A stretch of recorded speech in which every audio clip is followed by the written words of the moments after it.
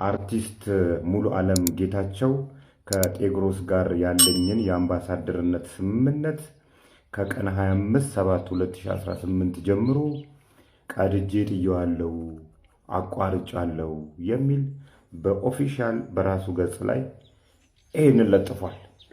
እኛ ምናል ጤግሮስ ትሬዲንግ የፊንቴክ ታላቅ ወንድም ነው።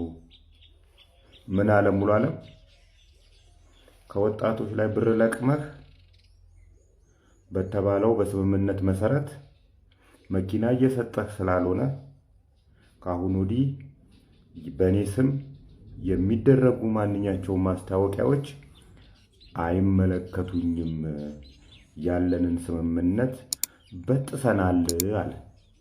ጤግሮስ ትሬዲንግ እንግዲህ ከአዲስ አበባ መምህራን ላይ ከኦሮሚያ ወጣቶች ላይ መኪና እናስመጣላችኋለን ብሎ የተለያየ መጠን ያላቸውን ብር ለቅሞ ከ1 ዓመት እስከ 1 ዓመት ከ6 ወር ድረስ ቆይቷል። መውደቂያው መጥፊያው ዓመት ይሄ ነው ስንል ነበር። ይሄው ቀኗ ደረሰች። የሚያስተዛዝበን ግን ይሄንን ኃላፊነት ወስዳችሁ ስጡ ይመጣላችኋል ያላችሁ የመንግስት መስሪያ ቤቶች፣ የመንግስት ስራ ኃላፊዎች፣ ለምሳሌ የአዲስ አበባ ትምህርት ቢሮ ስራ ኃላፊዎች የአዲስ አበባ መምህራንን መኪና ያመጣላችኋል ጤግሮስ ትሬዲንግ እና ስጡት በኔ ይሁንባችሁ ብለ ነበር። ዛሬ ምን ይውጣል? የኦሮሚያ ወጣቶችና ስፖርት ቢሮ የኦሮሚያ ወጣቶች ሆይ ለጤግሮስ ትሬዲንግ ያላችሁን ባጃጅም ቢሆን ምንም ያላችሁን ነገር ሽጡና ስጡት፣ የኤሌክትሪክ መኪና ያስመጣላችኋል ብላችኋል። በመንግስት ስም ኃላፊነት ወስዳችኋል። ሉሲ ኢንሹራንስ፣ የሚገርመው ደግሞ ሉሲ ኢንሹራንስ ነው። ሉሲ ኢንሹራንስ ጤግሮስ ትሬዲንግ ያታለላቸው እንግዲህ እኔ እንኳን ባልሰጣችሁ ሉሲ ኢንሹራንስ ገብቼላችኋለሁ ብሏቸው ነው። እንደዚህ አይነት ኢንሹራንስ የባንዲት የሌባ የሽፍታ ኢንሹራንስ ከሰረኩህ ሉሲ ይሰጣል ብሎ እንደዚህ አይነት ኢንሹራንስ የለም በዓለም ላይ ታውቆ አይታወቅም፣ ታይቶ አይታወቅም። እና ጀስት አሁንም ደግሜ ደጋግሜ እንደምለው የኦሮሚያ ፖሊስ ኮሚሽን ስራን ጀምር፣ ሬዲ ሁን። ጤግሮስ ትሬዲንግ ከዚህ ዓመት አያልፍም፣ ፈራሽ ነው። ፈይሳ ለሊሳን ሳስታውስ አንድ የሰፈር ልጅ ትዝ ይለኛል። አረፋፍዶ ነው የፈነዳው። ሲፈነዳ ዲሲፕሊን የሚባል ነገር ከውስጡ አሟጦ የት እንደጣለው አያቱ ሊሆኑ የሚችሉን አሮጊት በምን ደረጃ ተሳድቦ እንደሚያባርር የሰፈር ሰው ምርር አለ። ፖሊስም አንዴ ያስረዋል፣ አንዴ ይፈተዋል፣ አንዴ ይፈተዋል። በቃ ለእግዚአብሔር ተሰጥቶ ዝም የተባለ ልጅ ነው፣ ጉልበተኛ ሆኖ ማለት ነው።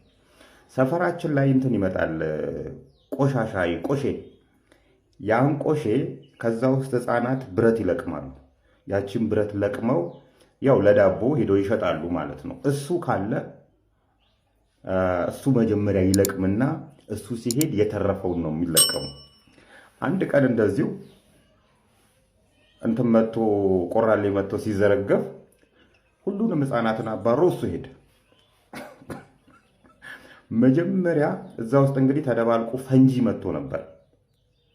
ያ ፈንጂ ፈንድቶ አንድ እግሩን ወሰደለት።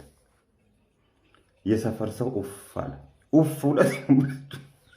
ከዛን ጊዜ ጀምሮ ያ ልጅ በሰፈራችን በጣም ሰው አክባሪ መሬት የሆነ ሰው።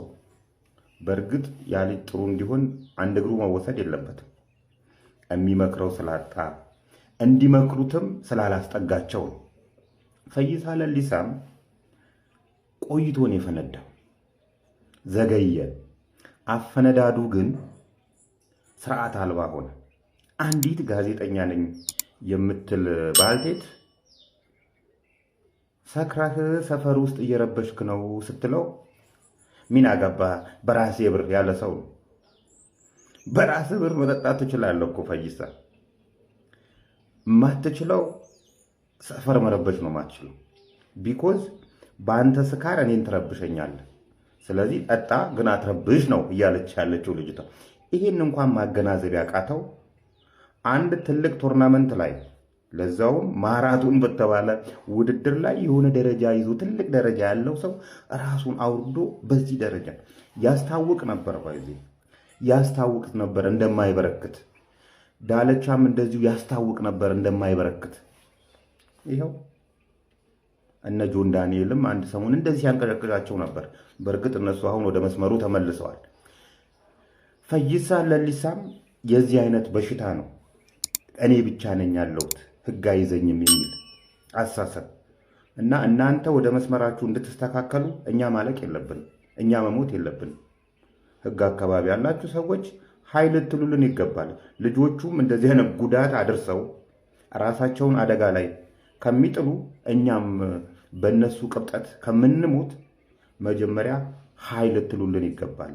ኃይ የሚል ማጣት ነው አሁን እነዚህ ልጆች እንደዚህ እያደረጋቸው ያሉት እና እዛ አካባቢ ግጭቱ በተፈጸመበት ቦታ የነበራችሁ የህግ አካላት ፖሊሶች፣ ያፈለገ ታዋቂ ሁን፣ ያፈለገ ጉልበተኛ ሁን፣ መኪና ገጭቷል፣ ወደ ህግ ነው መሄድ ያለበት እንጂ እንዲያመልጥ ማስደረግ አልነበረባችሁ።